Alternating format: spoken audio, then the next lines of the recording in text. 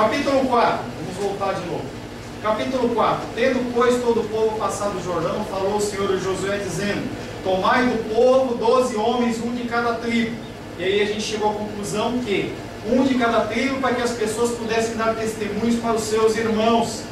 Então, quando houvesse a separação das tribos, cada um tinha um representante, pelo menos, de pessoas que eram testemunhas oculares do que havia ocorrido. Senão a pessoa fala assim: ah, quem viu foi lá da tribo de Rubem, ele está mentindo. Não, não, era uma pessoa que era primo seu, era um irmão seu, era um pai, era uma pessoa que era representativa, porque essa pessoa que era escolhida não era uma pessoa qualquer. Ele não era passando alguém para assim: ah, vem você. Não, era uma pessoa que era como se fosse um príncipe, era como se fosse um representante, um chefe daquela tribo. Então ele escolhe, manda escolher, escolhe 12 homens, um de cada tribo. E aí eu pergunto para você, curiosidade, quantas tribos eram? 12. Vamos lá, quais eram o nome das tribos? Vamos lá? Rubem, eu não lembro de cabeça também. Rubem, Simeão, vou pela minha ordem. Rubem, Simeão, Levi, Judá, Zebulon, Issacar, Dan, Gad, Azer, Naftali, deu 10. Benjamim, Manassés e Efraim. Ué? 13. São 12 ou 13? Sim, deu 13. Mas são 13. Mas é porque tinha uma que de Levi, não é? A tribo de Levi, ela não era contada como uma tribo que receberia bênçãos do Senhor, porque a própria porção do Senhor era a presença do Senhor, era a porção de Levi. Então Levi não ia receber terras, Levi não ia receber bens, mas a porção deles era viver na dependência do Senhor, como eu vivo hoje. Então eu, teoricamente, faria parte da tribo de Levi. Cada um aqui é de uma outra tribo. Mentira, todos nós somos membros da tribo de Levi, somos adoradores do Senhor, nós encontramos no Senhor sacerdotes. Então o termo levita não é um termo bíblico nos dias de hoje, porque a tribo de Levi ficou na época da lei, tá? Mas a função levítica, do sacerdócio levítico, o Senhor, ele nos faz reis e sacerdotes. Então você e eu, nós somos sacerdotes do Senhor. A gente falava ontem, todos nós, nesse contexto, nós somos santos. Tira o ranço católico, tira essas coisas. Todos nós somos santos no sentido de santificados por Deus e separados. Moisés fala: ordenai-lhes dizendo, daqui do meio do Jordão, do lugar onde parados pousavam os pés dos sacerdotes, tomai 12 pedras e levai-as convosco e depositai-as no alojamento em que haveis de passar a noite. Para que esses homens foram lá pegar a pedra no meio do Jordão? Você acha que era pedrinha?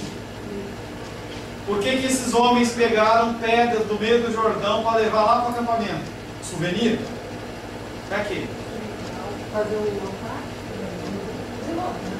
Eles passaram 10 enxutos, como que eles iam provar isso se eles tirassem as pedras do fundo do rio? Primeira coisa, eles não necessariamente não era provar, eu vou dizer para você que não é esse contexto, mas o contexto mais legal é você fazer um memorial, mais do que um altar, porque um altar, ele é um altar em que vai ser apresentado alguma coisa. A diferença entre o altar e o memorial é essa. Um altar, ele é feito com pedras que não são lavradas, e nós vamos estar explicando o porquê disso, mas o altar, a diferença entre o altar e o memorial é que o memorial está ali para uma lembrança, porque os judeus, eles trabalham muito nesse contexto da lembrança. A gente já falou sobre Páscoa. Quando acontece a Páscoa, independente da idade, na família do seu Cláudio, por exemplo, todos os filhos estariam em volta, os netos, se há bisnetos, não sei, todos estariam à volta da mesa, e aí ele contaria a mesma história até que ele morresse. Todos os anos a mesma história. E os filhos não olhavam assim: papai, vovô, de novo? Não, isso entendi, porque era muito importante. Hoje, se ele fosse fazer isso, falava assim: de novo? De novo? Outro dia eu estava no início das nossas gravações, a minha mãe mandou uma mensagem para mim, através da minha tia, falando assim: por que eu leio esse texto toda vez, esse texto grandão? Entendeu? Leia para memorial, tem que ficar gravado na nossa mente, no nosso coração. Nossa mente, ela tem que estar impregnada. Depois que eu comecei a fazer isso, para mim, pelo menos, tem sido de grande valia. Começa a ler o texto, eu já sei as coisas que vão acontecer, você vai arquitetando na tua cabeça toda uma estrutura. E esse povo tinha que construir a história dele. Josué tinha que ter construído a história dele. E aquelas pedras, elas foram tiradas do meio do rio. Por quê? Como uma prova. Era uma pedra diferente? Com certeza. A pedra que está no rio, ela é impactada o tempo inteiro por aquela água e ela tem formato diferente, ela é lisa, ela é redondinha, você vê o formato diferente. Então, aquelas pessoas vissem aquelas pedras, de onde vieram essas pedras? Do meio do rio. Como é que tiraram essas pedras? O rio parou, o rio cessou de funcionar, e aí eles contavam toda a história. Então, eles escolheram um de cada tribo, e ordena-se ao homem que apanhe ali do meio do Jordão 12 pedras para serem levadas para o acampamento. Acabou a história? Não acabou a história. Verso 4. Chamou, pois, Josué os 12 homens. Então, primeiro o comando do Senhor. E aí o que a gente fala assim? Por que Deus está repetindo? Repete primeiro de Deus falando para Josué e depois Josué falando para o povo. Para quê? Pergunto, para quê? Para que nesse relato não se economizou papel que era tão caro e não já colocou a ordem direto para as pessoas pegarem as pedras? Porque havia necessidade das pessoas saberem que quem estava falando não era Josué, era o Senhor. Então as pessoas, elas ouviam. Você acha que Deus falava baixinho? Falava no ouvido de Josué, falava em sonhos, dava uma visão para ele. A palavra de Deus diz que quando Deus fala, ele fala com uma voz de muitas águas, ele fala com a vozona. Lembra da voz do pastor Abel? A vozona. Ele não precisa de microfone. E a voz do Senhor era ouvida como trovões, talvez para os que estavam mais distantes, porque eram 3 milhões de pessoas, era muita gente. Mas de alguma maneira sobrenatural as pessoas ouviam a manifestação da voz do Senhor. Então primeiro Deus fala para Josué, e as pessoas ouviam.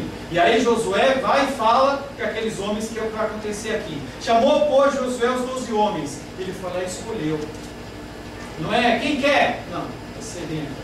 Foi lá e escolheu os 12 homens. Chamou, pois, 12 homens. Chamou, pois, Josué os 12 homens que escolheram dos filhos de Israel. Desde aquele tempo as pessoas, elas são escolhidas. Não é aleatório. Não é quem quer participar da ceia do Senhor, ou quem quer participar das atividades do Senhor. O Senhor é aquele que escolhe. Escolheu o Senhor trazer a Claudinha para comer a gente hoje aqui. Escolheu. E eu falava com ela essa semana. Falei, Claudinha, ou você vem à noite, no sábado, ou você almoça com a gente. E aí dentro do coraçãozinho dela, talvez ela ache que ela escolheu comer aqui com a gente, mas não. O Senhor escolheu que ela estivesse aqui. O Senhor escolhe as pessoas. E aí o Sebastião falava comigo assim, pastor, será que não tem uma oração contrária? Porque tem pouca gente. É a vontade de Deus. Eu não vou ser pego de novo nesse contexto, como fui pego ontem, de jeito nenhum. Os que estão aqui hoje são os que o Senhor separou. E aí eu conversava com o irmão Cláudio. Nós estamos com menos de um mês de site. Nós já temos mais de 7.500 pessoas. Parece que eu estou que nem Davi contando. Mas eu me alegro, porque eu vejo as pessoas entrando pedindo oração. Eu vejo as pessoas assistindo os vídeos que a gente posta. Então a nossa igreja, e aí o irmão Cláudio falou assim, a gente podia construir a igreja e demora, né? Imagina, 7.000 pessoas em um mês. É muita gente que estão sendo alcançada. Cabe a mim, cabe a você dizer se tem que ter mais gente fisicamente ou não. O que importa é que as vidas sejam alcançadas. O irmão Cláudio perguntou para mim, você aparece de outros telegravados? Eu falei, vou, foi. Você vai pôr na internet? Eu falei, vai. E qualquer aparelho lê? Eu falei, lê na internet sim. Só se falar com o Gabriel que ele põe para você ver. Mesma coisa que vocês assistem, as pessoas assistem. Então, os chamou, pois, Josué, os 12 homens que escolheram dos filhos de Israel, um de cada tribo, e disse-lhes, passai adiante da arca do Senhor vosso Deus, ao meio do Jordão, e cada um levante sobre o ombro. Era pedrinha?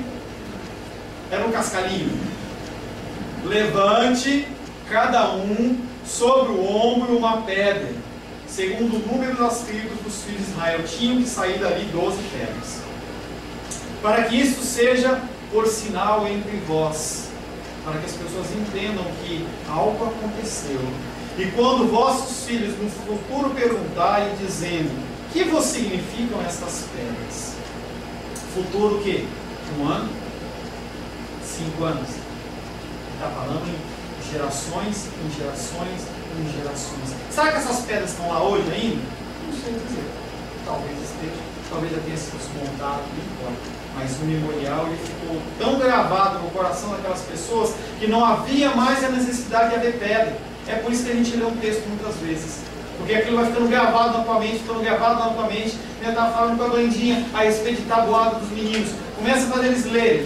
Lê uma vez, lê 2, lê 3, lê 4. Aquilo vai impregnando de uma hora que naturalmente o conceito fica. A palavra de Deus é a mesma coisa.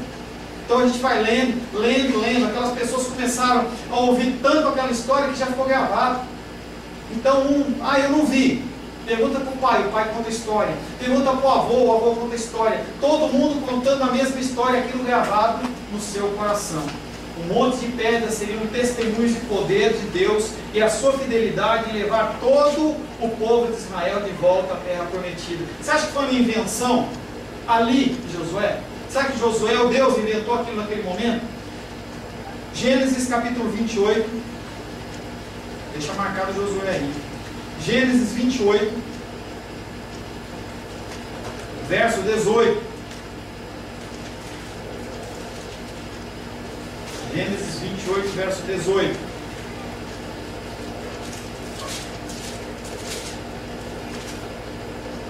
Tendo levantado Jacó cedo de madrugada, tomou uma pedra que havia posto por travesseiro e a erigiu como coluna, cujo topo entornou azeite. Ali ele pegou e colocou um monumento. Livramento do Senhor, ele colocou uma pedra que ele tinha passado a noite, ele usou aquela pedra como pedra de base, e ele foi colocando outras pedras em cima. Se você vê a história de Abraão, o Abraão tem uma hora que ele faz um aqui, faz ali, ele vai fazendo, conforme ele vai andando, ele vai levantando um altar, vai levantando um monumento de agradecimento ao Senhor. Até aqui o Senhor me guardou, até aqui o Senhor tem me abençoado. É o que eu falei pela manhã, logo cedo. A gente tem que começar a levar orações de agradecimento ao Senhor. Para de reclamar do calor. Para de reclamar das coisas que tem no seu dia a dia. Começa a agradecer. Eu não vou dizer para você que um calorzão como está é agradável, mas foi o que o Senhor nos deu para hoje. Reclamar não vai mudar nada. Não vai mudar coisa nenhuma. É o X da história. Obrigado, Cláudio. Se você reclamar, mudar alguma coisa, beleza. Mas não muda nada. Luísa com legumes e vegetais. Nós estamos avançando com ela. A Rosângela vai e coloca a porção de legumes no prato. Ela faz aquela cara feia. Muda alguma coisa? Não. Ela só levanta da mesa na hora que ela acabar de comer aquilo. E tem dado efeito. Outro dia eu peguei ela comendo uma vagem, ela reclamando: por que a minha vagem tem tanto pouca sementinha lá, né? Vagenzinha, né? Eu fiquei olhando, quase que eu tirei uma foto. Daí era ela colocava na boca, dava uns negócios, entendeu? A gente acha que é da pessoa. Eu vi um programa outro dia lá daquele perder quilo, né? A gente gosta daquele programa, sabe aquele perder quilo, aquilo? Quem perde ganha. Quem perde ganha. E uma pessoa, um adulto, ele estava numa situação como essa, em que a nutricionista colocou uma série de pratos para eles comerem. Ele falou: não, eu não como isso, eu não como legume, não como verdura. A hora que a mulher colocou o legume no prato dele, aquele homem de 30 e poucos anos, que pesava mais de 120 quilos, ele surtou. Eu pensei que fosse a Luísa ali. Ele falou assim: eu não consigo, eu vomito. E ele brigava, xingou a mulher, pegou uma alface, amassou assim na mão com ira. Você fala assim: meu Deus do céu. Então isso existe mesmo. Ele amassou a alface. Não vou comer. Então, Gênesis 28, 18 é um exemplo de que esse procedimento ele era comum. E ele não era comum somente com o povo de Israel, com todos os povos. Se você for estudar estudo da geologia, não, estudar as coisas, a arqueologia, vocês também me ajudam, hein? Quem não lê a mente, né? Não recebeu a unção de ler a mente. As pessoas que estudam arqueologia, elas encontram memoriais de pedras que era um conceito normal. para as suas divindades eles se levantavam. Então a pessoa fazia em comemoração de alguma coisa que Deus tinha concedido. Também quando já haviam votos e alianças, acontecimentos sobrenaturais. 1 Samuel capítulo 7, vamos avançar um pouquinho. 1 Samuel capítulo 7.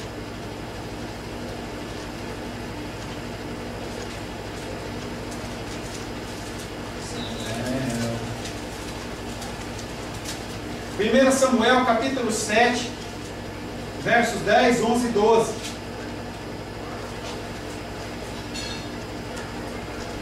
Saindo de Mispá, os homens de Israel perseguiram os filisteus e os derrotaram até abaixo de Bet-car. Tomou então Samuel uma pedra e a pôs entre Mispá e Sem, e lhe chamou Ebenezer, e disse: até aqui ajudou-nos o Senhor. Então Samuel também fez isso e muitas outras pessoas. E também quando havia qualquer tipo de festa, as festas mais importantes que eram direcionadas a Deus, essas festas elas eram marcadas por pedras. Para finalizar, chamou, pois, Josué os 12 homens que escolheram dos filhos de Israel, um de cada tribo, e disse-lhes: passai adiante da arca do Senhor, vosso Deus, ao meio do Jordão, e cada um levante sobre o ombro uma pedra, segundo o número das tribos dos filhos de Israel, para que isso seja por sinal entre vós. E quando vossos filhos no futuro perguntarem, dizendo: que vos significam essas pedras? No verso 5, um de cada tribo, ele disse-lhes: passai adiante da arca, e ele vai dando todo o relato daquelas crianças que estavam perguntando aqui o que tinha acontecendo. Que nós possamos entender que a palavra de Deus ela só entra na nossa cachola quando nós lemos e ouvimos muito. Por isso que a fé vem pela oração, a fé vem pelo jejum, a fé vem pela consagração. E você subir no monte, e você fazer a oração das 6 horas da tarde com um copo d'água em cima da televisão. É por você fazer alguma caridade? Não. A fé vem única e exclusivamente pelo ouvir e ouvir a palavra de Deus. Quando você ouve a palavra de Deus com frequência, a tua mente ela vai sendo transformada. É algo sobrenatural que acontece na minha mente e acontece na sua mente. Mesmo que você não queira, aquilo começa a ficar impregnado em você. Começa a tomar conta, é um cheiro que começa a ter, você começa a exalar aquilo, ou pelo menos deveria exalar. Amém, queridos?